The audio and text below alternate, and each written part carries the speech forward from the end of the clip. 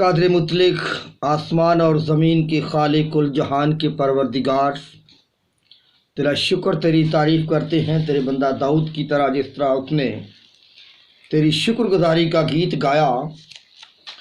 میں پورے دل سے تیرا شکر کروں گا، معبودوں کے سامنے تیری مدح سرائی کروں گا۔ میں تیری مقدس ہیکل کی طرف رخ کر کے سجدہ کروں گا اور تیری شفقت اور سچائی کی خاطر تیرے نام کا شکر کروں گا، کیونکہ تو نے اپنے کلام کو اپنے ہر نام سے زیادہ عظمت دی ہے۔ خدائے قدوس کے بابرکت اور مقدس نام میں تمام دیکھنے اور سننے والوں کی سلامتی ہو اور خدا کا اطمینان ہمیشہ آپ سب کے ساتھ رہے۔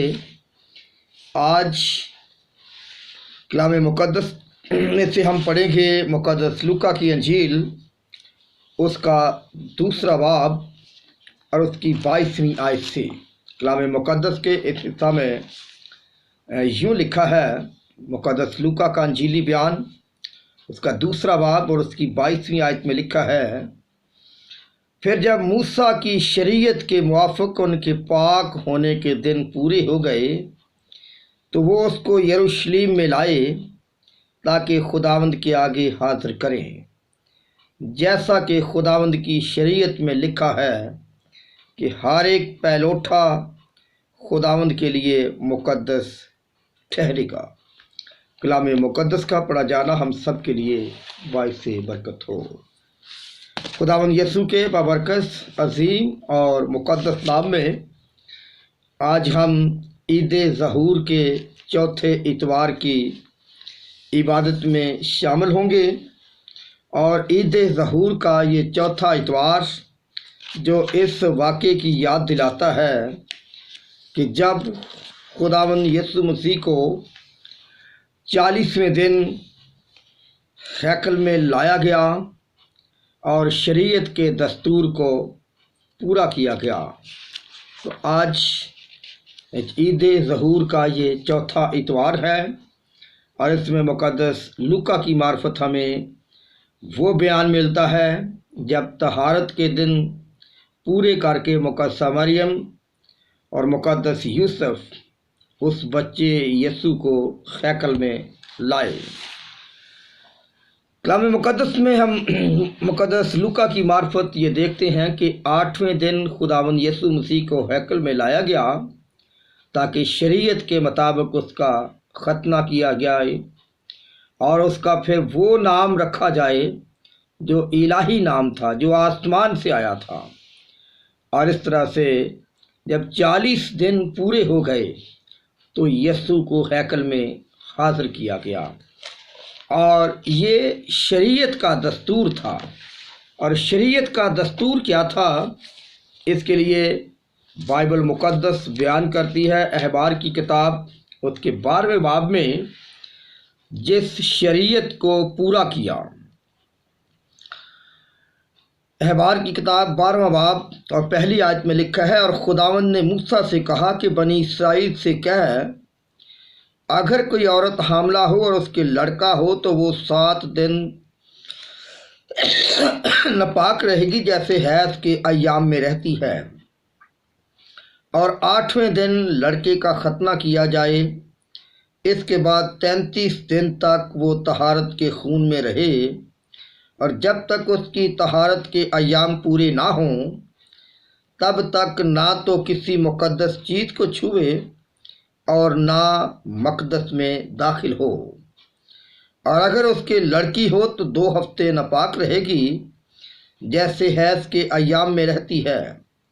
اس کے بعد وہ 66 دن تک طہارت کے خون میں رہے گی، اور جب اس کی طہارت کے ایام پورے ہو جائیں تو خواہ اس کے بیٹا ہو یا بیٹی ہو، وہ سوختنی قربانی کے لیے ایک یکسالہ برہ اور خطا کی قربانی کے لیے کبوتر کا ایک بچہ یا ایک قمری خیمہ اجتماع کے دروازے پر کاہن کے پاس لائے۔ یہ تھا شریعت کا وہ دستور جسے پورا کرنا ضروری تھا۔ طہارت کے ایام میں गुजरने के बाद उस लड़के यीशु को हैकल में लाया गया। और इसके अलावा यीशु मसीह पैलोठा था, और पैलोठे के लिए भी ये शरीयत थी कि उसे खुदा के हजूर हाजिर किया जाता है। और यीशु पैलोठा बेटा इसलिए खुदावंद के आगे हाजिर किया गया। यहाँ शरीयत का हवाला दिया गया है कि वो खुदावंद के लिए मुकद्दस ठहराया गया।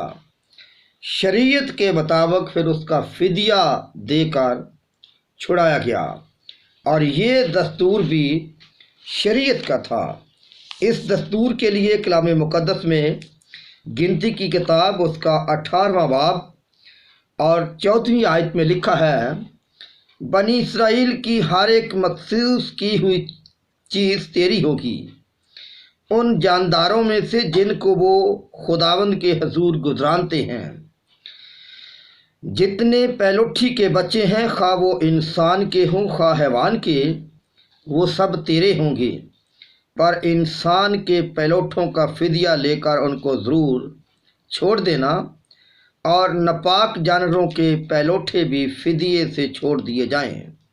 और जिनका फिदिया दिया जाए जब वो 1 महीने के हों तो उनको अपनी ठहराई हुई कीमत के मुताबिक मकदस के मिसकाल के हिसाब से 24 जीरे की होती है, चांदी की 5 मिसकाल लेकर छोड़ देना।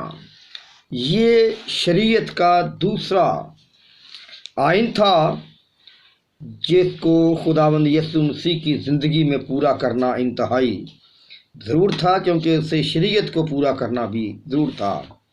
और ये फिदिया काहिन को दिया जाता था, और बनी इसराइल की मखसूस की हुई चीज़ें खुदा ने कहा कि काहिन की होंगी, तेरी होंगी, यानी काहिन को मुखातब किया गया है कि वो तेरी होंगी। उन जानदारों में से जिनको वो खुदावंद के हजूर गुजरानते हैं, जितने पैलोठी के बच्चे हैं, खा वो इंसान के हों खा हैवान के, वो सब तेरे होंगे, पर इंसान के पैलोठे का फिदिया लेकर उनको ज़रूर छोड़ देना, और नापाक जानवरों के पैलोठे भी फिदिया से छोड़ दिए जाएं। फिदिया की कीमत चांदी के 5 मिसकाल, जिसका जिक्र अहबार की किताब में फिर गिनती की किताब में पढ़ा।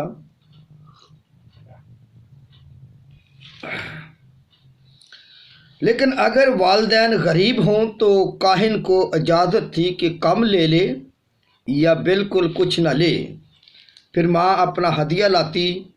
ये खुदावंद की शरीयत के कौल के वाफक था, और गरीब होने की वजह से कुमरियों का एक जोड़ा या कबूतर के 2 बच्चे लाना ज़रूर था। बर्रे की कीमत अदा करने का मकदूर जिसके पास ना होता था, वो कुमरियों के 2 बच्चे लाती थी, क्योंकि शरीयत के मतहत खुदावंद यीशु मसीह पैदा हुआ, इसलिए उसे भी शरीयत को पूरा करना ज़रूर था। और अगरचे खुदावंद यीशु मसीह ने अपने आप को फ़रोतन और हलीम किया, मगर इस हाल में भी उसकी तारीफ़ व ताज़ीम की गई। हैकल में जब वो लाया गया तो उसके माँ बाप अगरचे गुर्बत की वजह से उन्होंने वो फिदिया दिया जो गरीबों के लिए मखसूस था, लेकिन इसके बावजूद उसकी तारीफ़ और ताज़ीम 2 शख्सियतों के हवाले से की गई। इस हवाले में 2 शख्सियतों का जिक्र है, एक शमौन बुज़ुर्ग और एक हन्ना नबिया। ये दोनों उसकी ताज़ीम और तमजीद करती हैं, और ये दोनों रूहुल कुद्दस की आगाही से आए थे। रूहुल कुद्दस की तहरीक से ये सब कुछ हुआ। शमौन उसके हक़ में गवाही देता है, और ये गवाही काबिल कदर थी।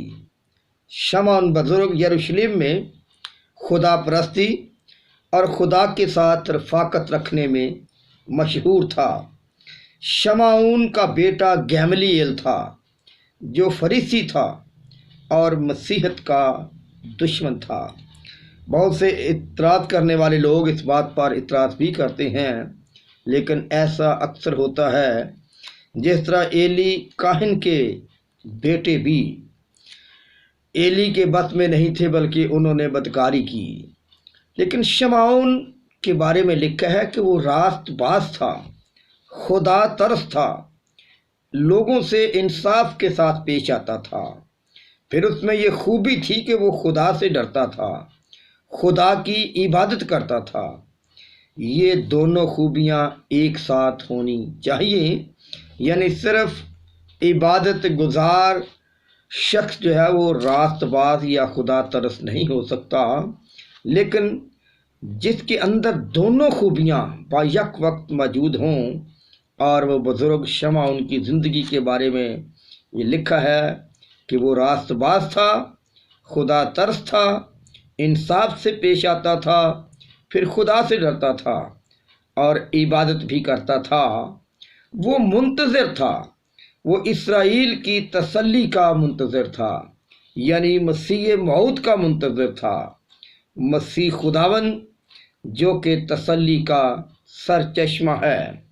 اور یہاں پر بزرگ یوسف شمعون کے بارے میں ہم کلام مقدس میں مقدس لوکا کی انجیل میں پڑھتے ہیں کہ جب شریعت کے مطابق انہوں نے وہ فدیہ دے کر اس پہلوٹھے کو چھڑایا، تو اس کے بعد لکھا ہے کہ دیکھو یروشلم میں شمعون نام ایک آدمی تھا، وہ راست باز اور خدا ترس اور اسرائیل کی تسلی کا منتظر تھا، اور روح القدس اس پر تھا۔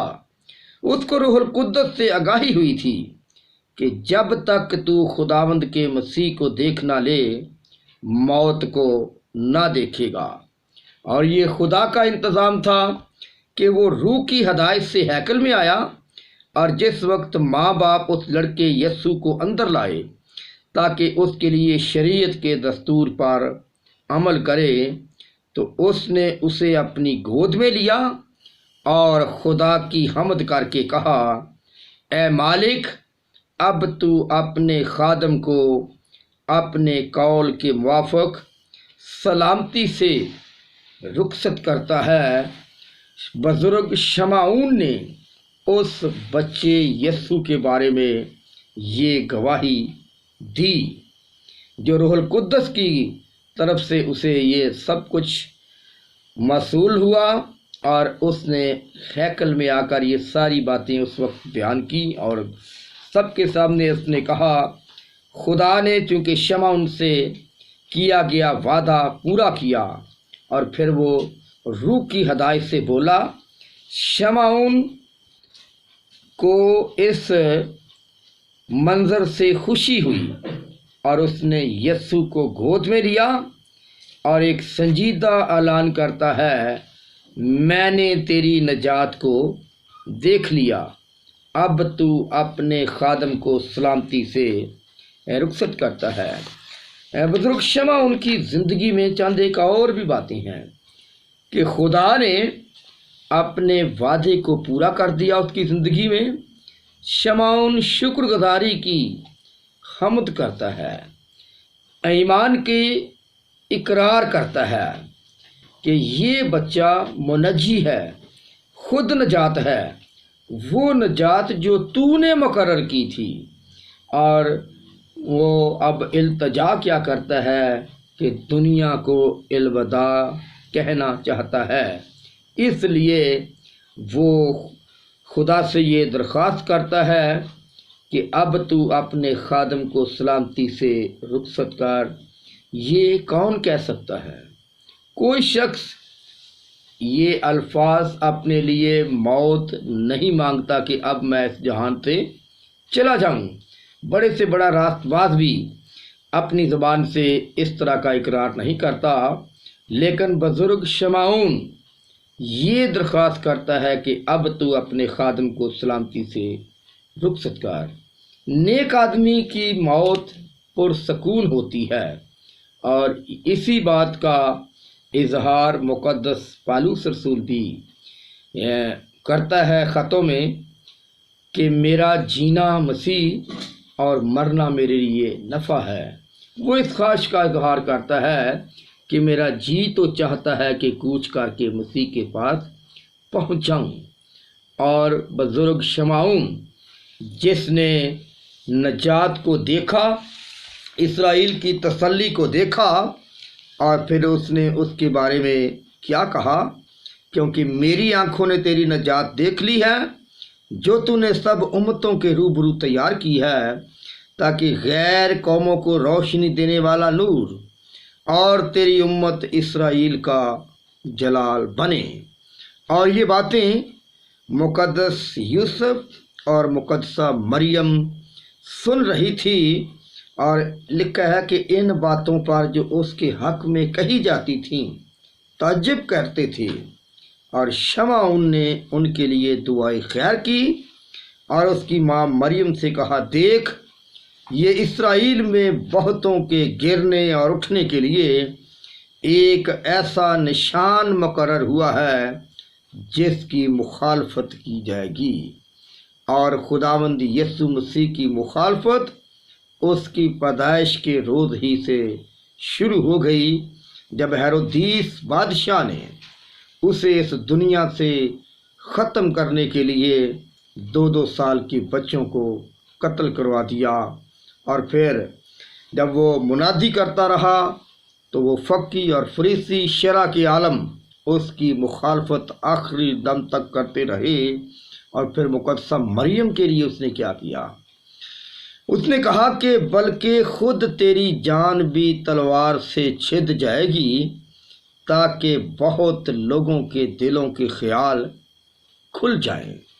یہ بات اس نے مقدسہ مریم سے کہی، اور مقدسہ مریم کی زندگی میں یہ دکھ اس وقت پورا ہوا جب وہ صلیب کے نیچے اپنے بیٹے کو دکھ سہتے ہوئے دیکھتی ہے، جب اس کے سر پر کانٹوں کا تاج رکھ دیا گیا، اس کے ہاتھ اور پاؤں کیلوں سے جڑ دیے گئے، اور اس کی پسلی میں نیزہ مارا گیا، تو مقدسہ مریم نے یہ سارا سین اپنی آنکھوں سے دیکھا۔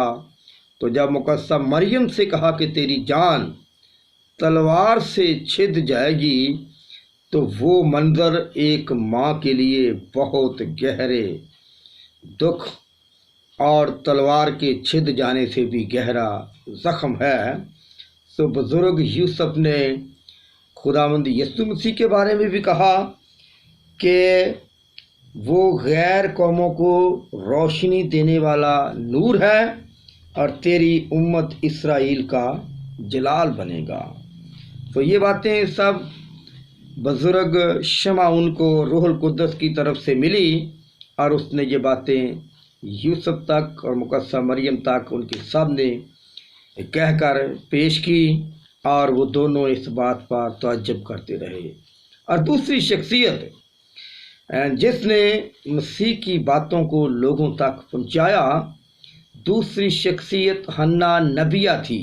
وہ فنویل کی بیٹی تھی اور 84 برس سے بیوہ تھی۔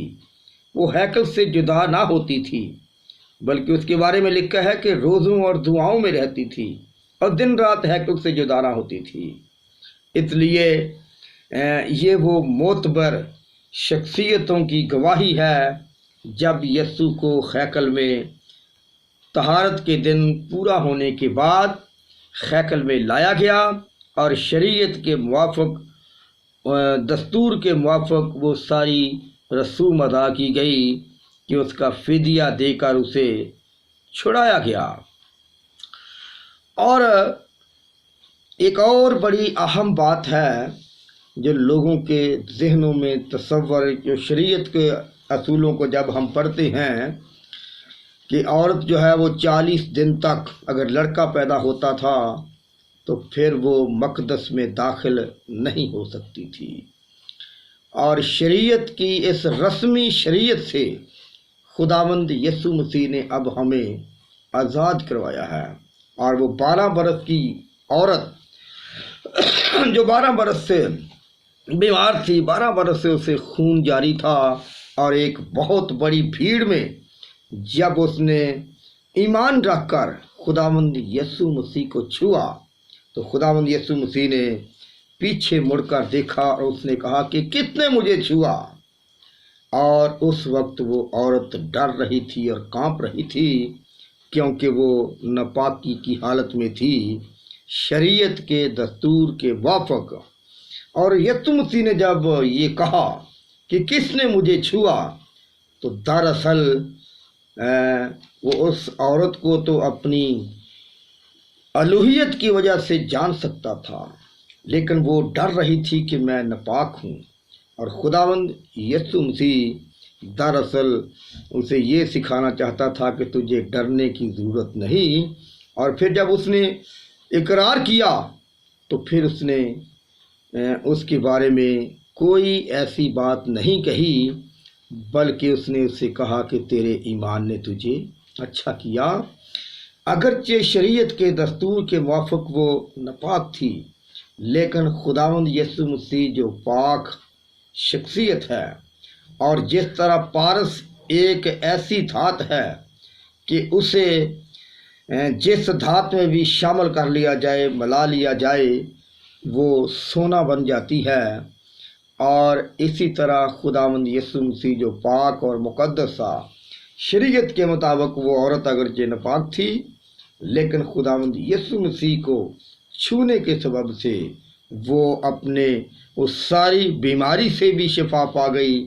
और उस पर ये फतवा अगर यीशु मसीह लगाना चाहते कि तू नापाक है, तूने मुझे क्यों छुआ, बल्कि उसने ये वाज़ह कर दिया कि अब इसकी ये नापाकी दूर हो गई है। और मौजूदा दौर में भी इस कंडीशन में, इस रस्मी पाकीज़गी से, रस्मी शरीयत से हमें खुदावंद यीशु मसीह ने आज़ाद करवा दिया है। लिहाजा अब हमें रस्मी तौर पर नहाकर हम पाक नहीं होते, बल्कि ये तो अक्ल का तकाजा है कि हम बदनी तौर पर अपने आप को पाक और साफ रखें। लेकिन उस लिहाज से नापाकी नहीं है कि जब इन अय्याम में से औरतें गुजरती थी तो जिस चीज़ को छूती थी वो भी नापाक हो जाती थी। अब शरीयत के, रस्मी शरीयत के ख़ात्मे के सबब से हम इस शरीयत से बरी हैं। और अब खुदावंद यीशु मसीह ने अहद जदीद में ये सिखाया है कि तांबे के लोटों को और रकाबी को बाहर से नहीं बल्कि अंदर से साफ़ करने की ज़रूरत है। और वो औरत अंदर से पाक हुई और उसने ईमान रख कर उसे छुआ, और वो 12 बरस की बीमारी उसकी दूर जाती रही। सो खुदावंद यीशु मसीह ने इस दुनिया में रहकर दुखों में से गुजरते हुए शरीयत के उन तमाम तकाज़ों को पूरा किया, क्योंकि उसने कहा कि मैं शरीयत को मनसूख करने नहीं बल्कि पूरा करने के लिए आया हूँ। और ये खुदा की एक अजीम मोहब्बत का वो नमूना है जो उसने अपने बेटे के वसीला से इंसानों के साथ मोहब्बत का ये सलूक किया। और मुक़द्दस पौलुस रसूल करंथस की कलीसिया को ख़त लिखता है तो मोहब्बत का एक बहुत गहरा फ़लसफ़ा हमारे सामने रखता है। पौलुस रसूल कहता है कि अगर मैं आदमियों और फरिश्तों की ज़बानें बोलूं और मोहब्बत ना रखूं तो मैं ठनठनाता पीतल या झनझनाती झांझ हूँ। और अगर मुझे नबूवत मिले और सब भेदों और कुल इल्म की वाकफियत हो और मेरा ईमान यहाँ तक कामिल हो कि पहाड़ों को हटा दूँ और मोहब्बत ना रखूँ तो मैं कुछ भी नहीं।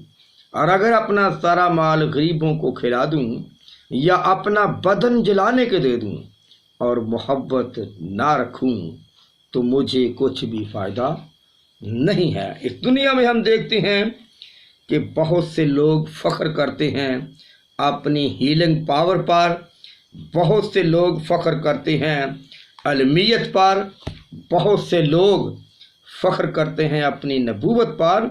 लेकिन पौलुस रसूल जो फार्मूला देता है कि ये सब चीज़ें अगर मेरे पास हों लेकिन अगर मेरे अंदर मोहब्बत ना हो तो मैं खाली बर्तन की तरह ठनठनाता पीतल और झनझनाती झांझ हूँ। पौलुस रसूल कहता है कि मोहब्बत साबर है। साबर होने का मतलब है कि गुस्सा दिलाने पर भी मोहब्बत जो है वो बर्दाश्त करती है। मोहब्बत मेहरबान है। मेहरबान का मतलब है भलाई करने का मौका हाथ से मोहब्बत है जो है वो नहीं जाने देती। और फिर मोहब्बत हसद नहीं करती। हसद ना करना मोहब्बत की खूबी है। मोहब्बत शेखी नहीं मारती। इसका मतलब है कि भाइयों की कदर करती है। फिर इसके अलावा वो एक और बात कहता है कि मोहब्बत फूलती नहीं, नाजेबा काम नहीं करती, अपनी बेहतरी नहीं करती, झुंझलाती नहीं, गुस्से में नहीं आती, झुंझलाहट का इजहार नहीं करती और नाजेबा काम नहीं करती। और सबसे अफजल और अहम बात यह है कि मोहब्बत सब कुछ सह लेती है। यहाँ पर मोहब्बत का वो पूरा रिज़ल्ट सामने आ जाता है कि किसी शख्स के अंदर अगापे मोहब्बत है, खुदा की मोहब्बत है या दुनिया की मोहब्बत है। क्योंकि सब कुछ सह लेना, ये जज्बा, ये मोहब्बत किसके अंदर है? खुदा ने सब कुछ सहा, सब कुछ बर्दाश्त किया कि उसने अपने इकलौते बेटे को बख्श दिया। उसने अपने इकलौते बेटे को इस दुनिया में भेज दिया ताकि वो लड़कों की तरह गोश्त और खून में शरीक हो। और उसने इस दुनिया में आकर दुख सहा दूसरों को बचाने के लिए। और मोहब्बत सब कुछ सह लेती है। उसने हमारी खातिर सब कुछ सहा, सब कुछ यकीन करती है, सब बातों की उम्मीद रखती है, सब बातों की बर्दाश्त करती हैं और मोहब्बत को ज़वाल नहीं। और ये इलाही मोहब्बत है जिसको ज़वाल नहीं है। इंसानों की मोहब्बत मतलब ना मिलने पर ठंडी पड़ जाती है, ख़त्म हो जाती है, बल्कि इंतकाम में बदल जाती है। लेकिन ये वो इलाही मोहब्बत है जिसका तकाजा खुदा हमसे करता है कि हम इस ज़मीन पर खुदा के एलची हैं। और कलाम मुक़द्दस में लिखा है कि लोग तुम्हारे नेक कामों को देखकर तुम्हारे आसमानी बाप की तमजीद करें। आइए इस बात को हमेशा याद रखें कि खुदा ने अपने बेटे को इस दुनिया में भेजा और वो कामल इंसान बनकर इस दुनिया में रहा और उसने शरीयत के तमाम दस्तूरों को पूरा किया, शरीयत के तकाज़ों को पूरा किया, सारी शरीयत को उसने पूरा किया और सब कुछ सह लिया, तो भी मोहब्बत के दामन को ना छोड़ा। आइए अपनी ज़िंदगी में उस मोहब्बत को मांगें जो खुदा मोहब्बत करता है। क्योंकि इंसान होते हुए हम बातों ही बातों में भी ख़ता कर जाते हैं, गिर जाते हैं, लेकिन कादिर मुतलक खुदा वो अजीम खुदा है जो कहर करने में धीमा और शफ़क़त में गनी है, जो हज़ारों की तकसीरों को वाफ़ करने की कुदरत रखता है। आइए खुदा से वो मोहब्बत मांगे ताकि हम इस दुनिया में उसकी मोहब्बत को फैला सकें। आमीन।